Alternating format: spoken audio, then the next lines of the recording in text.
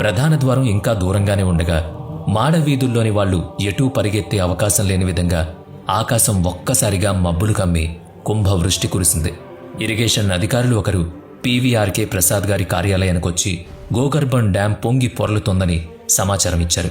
ఇంకా వర్షం కురుస్తోందని, ఇప్పట్లో ఆగేలా లేదని చెప్పారు. చిత్రమేంటంటే తిరుపతి పట్టణంలో కానీ ఆ చుట్టూ ఉన్న పట్టణాల్లో కానీ ఎక్కడా వాన కురవలేదు. కేవలం తిరుమల కొండ మీద మాత్రమే కుంభవృష్టి కురిసింది. తిరుమల దాహార్తి తీరింది.